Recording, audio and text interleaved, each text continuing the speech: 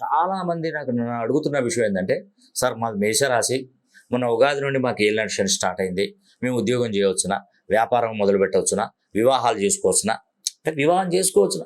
ఇవన్నీ ప్రతి ఒక్కరికి డౌటే. చాలామంది ఏమంటారు, ఏమయ్యా ఏలినాటి శని నడుస్తుంది, నువ్వు ఏది చేసినా కూడా సక్సెస్ ఉండదు, ఫెయిల్ అయిపోతావు. నేను ఒకటే గుర్తుపెట్టుకోండి, ఏలినాటి శని నడుస్తున్నప్పుడే మన జీవితం చక్కబడుతుంది. కానీ మనం చక్కగా ఉండాలి. స్వార్థ బుద్ధి ఉండొద్దు, వదిలిపెట్టండి. మనిషి ఇంకొక మనిషికి సహాయం ఎప్పుడైతే చేయగలుగుతాడో వాడు ప్రసన్నుడవుతాడు. నేను ఉదాహరణకు వెంకటేశ్వర స్వామి టెంపుల్ వెళ్ళాను. స్వామివారిని నేను ఏం కోరుకున్నాను? నా పిల్లలు బాగుండాలి, నా కొడుకు బాగుండాలి, నా బిడ్డలు బాగుండాలి, నా భార్య పిల్లలు బాగుండాలని నేను కోరుకోలేదండి.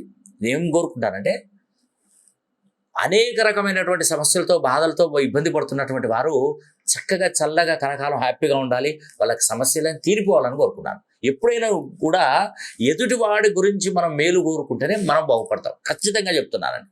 ఈ యొక్క స్వార్థ బుద్ధి లేకుండా శని ప్రభావం ఉన్నప్పుడు మాత్రం ఇలాంటి ప్రయోజనాలు మీరు ఇలా కోరుకోగలిగితే మంచి జరుగుతుందని నేను చివరిగా చెప్పేది ఒకటే, మీరు మేషరాశిలో పుట్టారా అయితే